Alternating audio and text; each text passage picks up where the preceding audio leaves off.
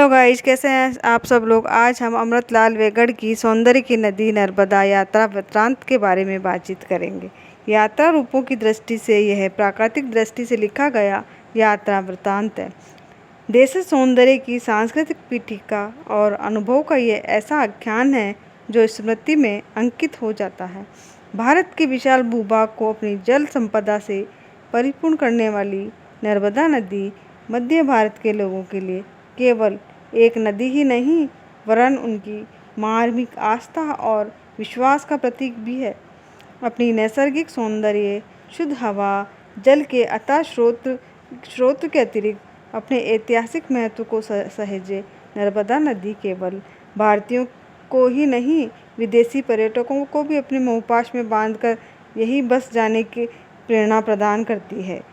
यही आकर्षण बार बार लेखक को नर्मदा के सौंदर्य की असीम आनंद अनुभूति के लिए प्रतिवर्ष आमंत्रित करता है।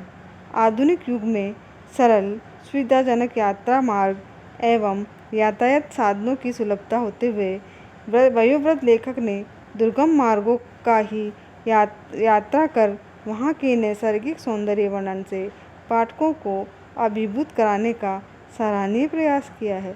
अपनी यायावरी प्रवृत्ति के वशीभूत नर्मदा यात्रा के अनुभव को लेखबद्ध रूप प्रदान किया है। प्रस्तुत यात्रा वृत्तांत के आरंभ में ही लेखक ने आज ही उपयोगितावादी संस्कृति की संकीर्ण सोच, उसके दुष्परिणामों की ओर संकेत करते हुए प्रकृति से विमुख होने पर चिंता व्यक्त की है। नफ़े नुकसान की कसौटी पर प्राकृतिक उपादानों की उपयोगिता जानने की प्रवृत्ति पर व्यंग्य करते हुए उन्होंने आधुनिक काल में लुप्त होती संवेदनशीलता, मानवीयता, उपजी शुष्कता पर विचार किया है। नर्मदा के बीहड़ वनों, विकराल किनारों की यात्रा करते हुए लेखक वहीं के सौंदर्य का मंत्रमुग्ध कर देने वाला चित्रण करता है। नर्मदा परिक्रमा भारतीयों की धार्मिक आस्था और विश्वास का प्रतीक है। पूर्णिमा के दिन नर्मदा स्नान के लिए उमड़ी श्रद्धालुओं की भीड़ द्वारा लेखक स्पष्ट करना चाहता है कि भले ही विज्ञान ने आज कितनी प्रगति कर ली हो, पर हमारी धार्मिक आस्थाएं आज भी बहुत गहरे अपने संस्कारों, संस्कृति से हमें जोड़े हुए हैं। प्रकृति के मनोहर वातावरण से देशी विदेशी साधक बाहरी जगत के प्रपंचों से दूर यहाँ एकांत साधना में लीन है। नर्मदा की परिक्रमा वासियों के लिए चुनौतीपूर्ण है। दुर्गम पहाड़ियाँ, कच्ची पगडंडियाँ, खड़ी चट्टानें और नदी का तेज प्रवाह रोमांच पैदा करता है।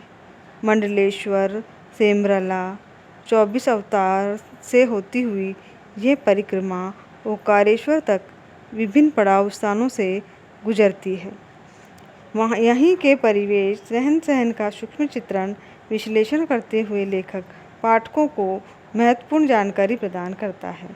प्राचीन इतिहास में उल्लेखित ओंकारेश्वर स्थल, नदी के मध्य स्थित टापू, कावेरी संगम, मंदिर घाट, आश्रय आदि का वर्णन लेखक की साहित्यिक सूझबूझ और गहन अध्ययन का परिचायक है। सहज सरल भाषा शैली, आत्मीयता पाठकों को बरबस ही अपनी ओर आकर्षित करती है। प्रकृति वर्णन में मौलिकता है, वाक्य सरल और संक्षिप्त है। प्रस्तुत यात्रा वृत्तांत में रोमांच, साहसपूर्ण अभियान, आध्यात्मिक अनुभव, जगत, प्रकृति और मानव के उत्तेजन, साक्षात्कार का तात्विक चिंतन है।